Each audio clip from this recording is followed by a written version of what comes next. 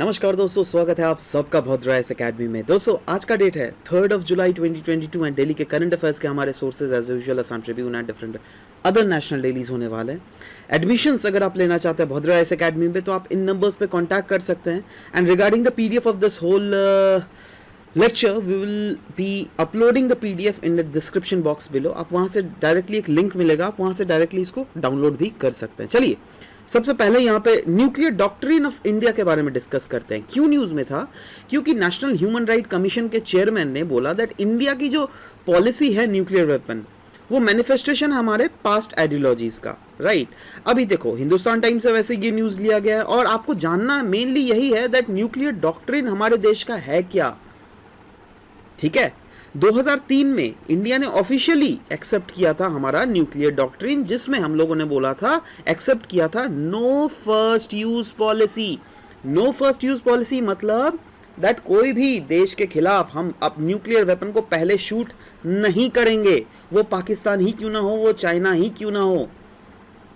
अगर झगड़ा हुआ तो वी विल वेट दैट हाँ उधर से अगर न्यूक्लियर वेपन आता है तो उसको ही हम लोग डिटरेंस के लिए हम लोगों ने न्यूक्लियर वेपन रखा है, राइट। वही चीज देखो लिखा हुआ है दैट न्यूक्लियर वेपन जो है it will only be kept, सिर्फ और सिर्फ रखा जाएगा for a credible minimum deterrence, जिससे कल को कोई भी देश का आंख उठ के जरूरत ना करे हमारे देश के ऊपर दैट हाँ इनके ऊपर हम अटैक कर दे, राइट। तो वही क्रेडिबल मिनिमम डिटरेंस के लिए रखा गया है any against any sort of nuclear attacks.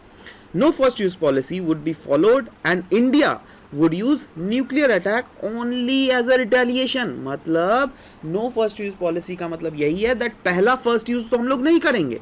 इसका मतलब यह नहीं है दैट पाकिस्तान हमारे ऊपर धड़ाधड़ न्यूक्लियर बम बरसाते रहे और हम लोग शांत बैठे, नहीं। हम लोग वेट करेंगे, अगर एक न्यूक्लियर वेपन गिरा हमारे देश पर, राइट, तो हम लोग रिटेलिएट करेंगे with against a nuclear attack, right. और ध्यान दीजिएगा एक पॉलिसी जो हमने क्लियरली मेंशन करके रखी है that India would not launch a nuclear weapon attack against any non nuclear state. कल को अगर हमारा बांग्लादेश के साथ झगड़ा हो गया बाई चांस, है ना, मैं मान ले रहा हूँ, है ना, या फिर म्यांमार के साथ सोचो झगड़ा हो गया, तो उनके साथ अगर झगड़ा होगा नॉर्मल कन्वेंशनल वॉर किया जाएगा, है ना। मतलब न्यूक्लियर वेपन उन स्टेट्स के खिलाफ तो बिल्कुल ही नहीं इस्तेमाल किया जाएगा अगर उनके पास न्यूक्लियर वेपन्स है ही नहीं तो, ठीक है। तो यह है हमारा न्यूक्लियर पॉलिसी। और भी है, देखो अगर कभी भी हमारे देश के ऊपर केमिकल या फिर बायोलॉजिकल वेपन से अटैक हुआ तो केमिकल और बायोलॉजिकल वेपन भी ये सब छोटा मत समझो, बहुत ही घातक वेपन्स होते हैं। तो उस केस में भी हमारे पास ऑप्शंस बचता है दैट हम न्यूक्लियर वेपन को यूज कर सकते हैं। और न्यूक्लियर वेपन जैसे मैंने पहले बोला that no first use policy मतलब पहले वाले तो अपन स्ट्राइक नहीं करेंगे, बट दूसरा वाला स्ट्राइक हमारा रहेगा। जी हाँ, बाई चांस अगर कल को पाकिस्तान हमारे देश में न्यूक्लियर अटैक फेंकता है तो ठीक है, पहला तो वो लोग न्यूक्लियर शूट करेंगे, बट दूसरा वाला अटैक हमारा रहेगा। और दूसरा वाला इतना मैसिव होगा जो क्या अनएक्सेप्टेबल डैमेज ओपोनेंट को क्रिएट करेगा। मतलब अगर एक भी वेपन गिर गया इधर, गलती से भी कुछ भी नुकसान हुआ, उसके बाद तो एकदम दिवाली मना देना है उस दिन, समझ रहे हो बात। मतलब देखना नहीं है दैट कितना न्यूक्लियर वेपन जा रहा है, सिर्फ उसको नस्तो नाबूद कर देना है। ये मतलब बोला गया ना massive, it would be massive और डैमेजेस विल बी अनएक्सेप्टेबल। मतलब ऐसा डैमेज जो सोचा ही नहीं जा सकता है ना। So this is all about our nuclear policies. Anyways next, G7 meet के अकॉम्प्लिशमेंट्स के बारे में बोला गया है। एक्चुअली आपको पता है दैट G7 ने रिसेंटली मीटअप हुआ था और उन्होंने कुछ स्टेटमेंट निकाला है on democracy, that is together with guest countries, जैसे डिफरेंट गेस्ट कंट्रीज जिसमें अर्जेंटीना, इंडिया, इंडोनेशिया, सेनेगल और साउथ अफ्रीका भी थे, राइट। GS2 के इस टॉपिक से आप इसको रिलेट कर सकते हैं। वैसे अगर G7 मेंबर्स कंट्रीज की बात करें तो उसमें USA, Canada, UK, France, Germany, Italy और जापान, ये 7 देश आते हैं, है ना। उसीलिए इसका नाम ही है G7। पहले ये G8 था, राइट, बट जब से रशिया ने यूक्रेन का एनेक्सेशन किया था तो रशिया को G8 से हटाकर उसको G7 कर दिया गया था, ठीक है ना। G7 के गेस्ट जो है ये 5 कंट्रीज के कौन कौन है, ध्यान दीजिएगा, ये 5 कंट्रीज के, and they belong the global south, right, and its adversaries and competitors, that is Russia and China, is segment में प्रेजेंट नहीं थे of G7 meet. Now G7, G8, G20, ये कभी भी अगर कंफ्यूजन हो दैट ये कंट्रीज कौन कौन हैं, तो ध्यान लीजिएगा G7 कंट्रीज जो है ये G20 के भी मेंबर्स हैं, राइट। और G7 कंट्रीज में तो अभी हम लोगों ने 7 कंट्रीज देख ही लिए कौन कौन से हैं, और G20 कंट्रीज में कौन कौन एक्स्ट्रा कंट्री है वो सब आप देख लीजिए, यहाँ पे प्रॉपरली लिस्ट दिया गया हुआ है, ठीक है। G8 में रशिया भी है, राइट, और G20 में ये सब कुछ रशिया के साथ सबको ही कंट्रीज आते हैं, ठीक है, याद रखिएगा। G7 लीडर्स कम्युनिक, अभी जो फाइनल जो एग्रीमेंट निकाला है अभी G7 मीट में, उसके की हाइलाइट्स देख लेते हैं। उसमें बेसिकली रशिया के वॉर ऑफ एग्रेशन को अगेंस्ट द यूक्रेन को क्रिटिसाइज किया गया है, जिसमें स्टेटमेंट में कंडेम किया गया है Russia's illegal and unjustifiable war of aggression against the Ukraine, severe and enduring cost on Russia. बोला गया है G7 मेंबर्स के द्वारा that G7 members make sure करेंगी दैट रशिया को इतना ज़्यादा सीवियर कॉस्ट पे करना पड़े जब तक ये वॉर ख़त्म ना हो जाए, राइट। मतलब सब तरीके से इकोनॉमिकली, स्ट्रैटेजिकली, सब तरीके से रशिया को घेरने का प्लान बनाया जा रहा है। Next, ensuring food security around the globe, the participating leaders pledge to spend around 4.5 billion this year in order to help ensure food security around the globe. And G7 leaders ने भी decide किया है to increase the global food and nutritional security through global alliance on food security, ठीक है, जिससे क्या of course globe में अभी जो conditions देखने को मिल रहा है that food insecurity आ सकती है, वो चीज़ जिससे ना आए। चाइना के मार्केटिंग डिस्टॉर्टिंग प्रैक्टिसेस के बारे में भी इस मीट में बोला गया है दैट G7 लीडर्स ने कंडेम किया है दैट चाइना नॉन ट्रांसपेरेंट और marketing distorting international trade practices जो इस्तेमाल करती है, राइट।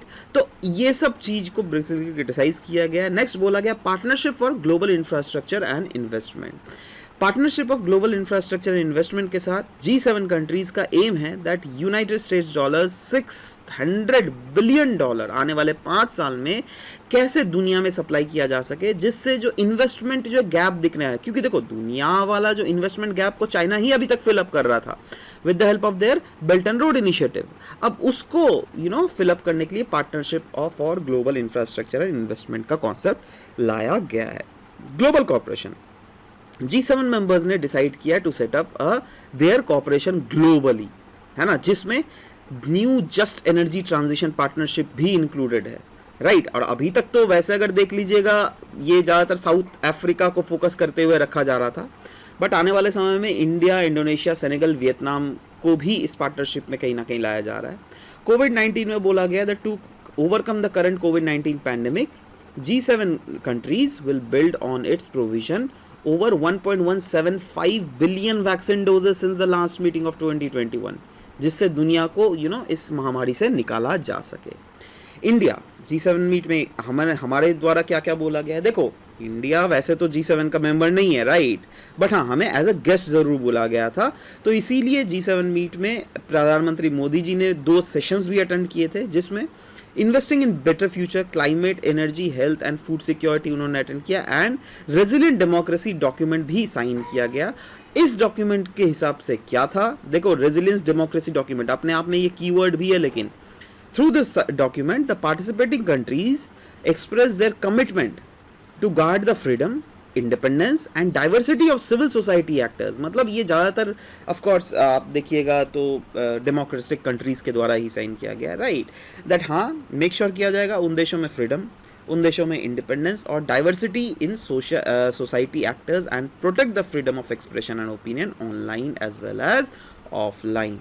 तो इन सब के बारे में बात की गई है यहाँ पे। नेक्स्ट, PIB से लिया गया यहाँ पे news, Xi Jinping in rare Hong Kong visit.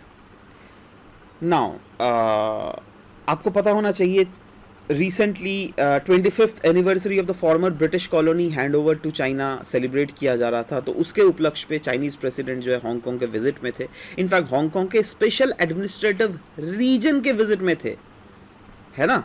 और आपको पता होना चाहिए दैट 2020 में हांगकांग का स्टेटस बिल्कुल ही एक्चुअली क्या होता ना, दैट पहले एक्स्ट्राडिशन लॉ नहीं हुआ करता था हांगकांग से मेनलैंड चाइना में, बट बाद में 2020 में चाइना ने फोर्सफुली इस एक्स्ट्राडिशन लॉ को इम्प्लीमेंट किया हांगकांग में भी, राइट।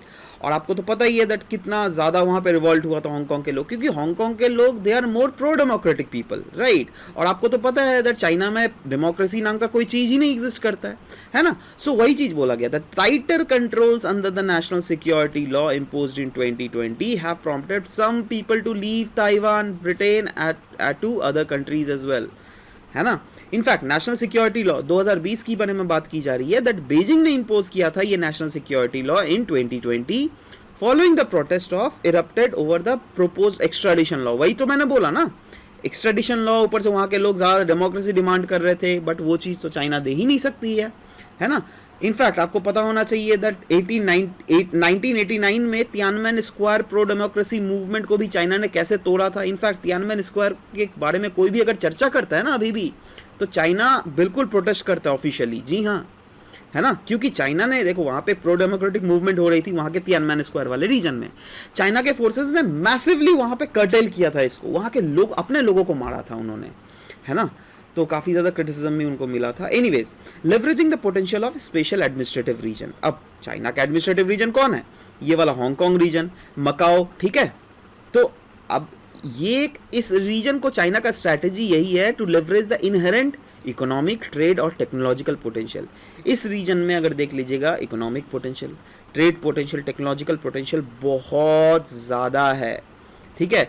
तो कैसे चाइना चाहती है दैट इस रीजन के इकोनॉमिक पोटेंशियल और ट्रेड और टेक्नोलॉजिकल पोटेंशियल से कैसे मेनलैंड चाइना का ज़्यादा से ज़्यादा फायदा हो सके, that is the main M of China पर से, राइट। नेक्स्ट, इंडियन एक्सप्रेस का ये न्यूज़ है रिगार्डिंग GS3 का इन्वायरमेंट कंजर्वेशन। इस टॉपिक से आप इसको रिलेट कर सकते हैं। MOEFCC, ministry of environment, forest and climate change have notified forest conservation rule 2022 under the forest conservation act of 1980, जिसमें कुछ कुछ प्रोविजंस है मैं ज़रूर से डिस्कस करना चाहता हूँ। जैसे मॉनिटरिंग के पर्पस में बोला गया है दैट एक एडवाइजरी कमेटी कॉन्स्टिट्यूट की जाएगी, एक रीजनल एम्पावर्ड कमेटी कॉन्स्टिट्यूट की जाएगी और एक स्क्रीनिंग कमेटी कॉन्स्टिट्यूट की जाएगी हर एक स्टेट और हर एक यूनियन टेरिटरीज में, जिससे फॉरेस्ट कंजर्वेशन रूल्स के रिलेटेड मॉनिटरिंग ज़्यादा पुख्ता किया जा सके।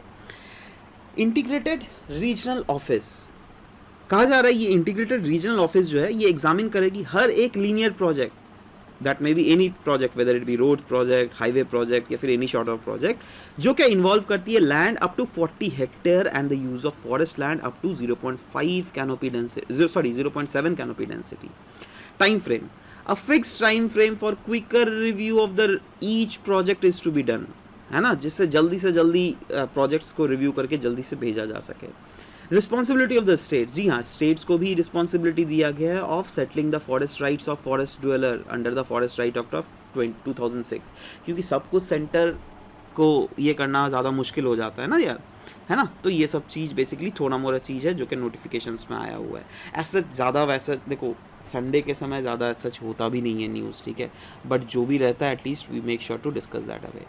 एनीवेज, कल के MCQs पहले थोड़ा डिस्कस कर लेते हैं दोस्तों। कल के कुछ MCQs पूछे गए थे, जैसे पहला वाला MCQ था which of the following are the part of the electoral college of the election of vice president, जिसमें 4 ऑप्शंस दिए गए थे, जिसमें पहला 3 तो ऑप्शन सही था, चौथा वाला गलत था, चौथा वाला इसमें नहीं था, तो of course A will be the correct answer.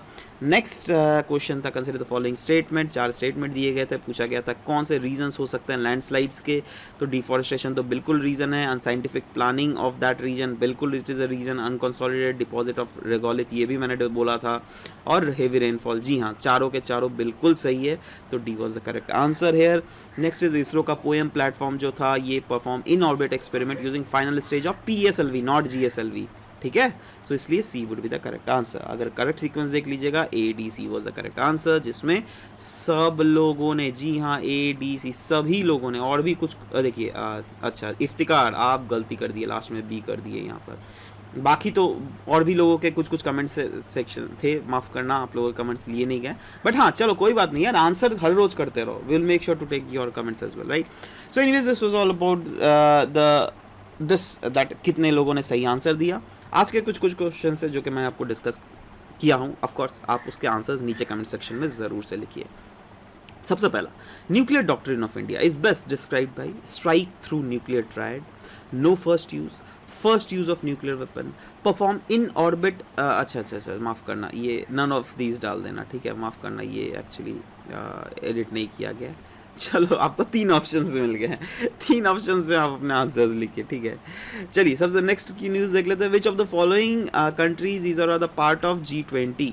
Brazil, Mexico, Saudi Arabia, China, Malaysia. नीचे कमेंट सेक्शन में इतने ऑप्शंस दिए हुए हैं, आपको सही ऑप्शंस करेक्ट नीचे निकाल कर नीचे कमेंट सेक्शन में ज़रूर से लिखना है।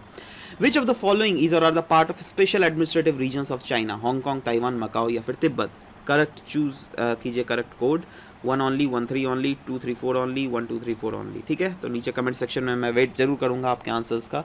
सो एनीवेज गाइज, आज का जो मेंस का क्वेश्चन है वो इंडिया के मिलिट्री कैपेबिलिटीज़ को लेकर। इंडिया का military capabilities is improving through military exercise undoubtedly, and alright, and it is a great way to secure its allies which will surely help in time of needs. Now इस statement को analyse कीजिए। देखो इस statement में 2 चीज़ दी हुई है, पहली बात तो एनालाइज अगर करोगे तो, ठीक है, दैट एक तो इंडिया की मिलिट्री कैपेबिलिटी कैसे हमारे एलाइज को सिक्योर करने में, हमारे रिलेशंस हमारे एलाइज के साथ सिक्योर करने में एक महत्वपूर्ण भूमिका निभा रही है। साथ ही साथ क्योंकि एनालाइज द स्टेटमेंट बोला जा रहा है तो उसका आपको सेकंड वाला व्यू पॉइंट भी लिखना पड़ेगा, right. So make sure that आप खुद से पहले ट्राई कीजिए, राइट। उसके बाद तो खैर है ही, राइट। स्टार्टिंग के लिए कोई भी स्टार्टिंग आप दे सकते हैं, इट्स नॉट मैंडेटरी दैट यही वाला देना पड़ेगा, बट इंपॉर्टेंस क्या है मिलिट्री एक्सरसाइजेस फॉर इंडिया, उसके वेरियस पॉइंट्स लिखे हुए हैं। पहले तो आप अपने खुद का ट्राई कीजिए, उसके बाद आप यहाँ से देखिए, ठीक है। क्रिटिसिज्म अगेंस्ट मिलिट्री एक्सरसाइजेस वो भी लिख सकते हैं आप, एंड फाइनली कंक्लूजन कीजिएगा, right. And of course this was all about the discussion for today's class. Will be meeting in next session. Till then bye bye, take care and thank you guys, thank you for listening to the whole video, thank you very much.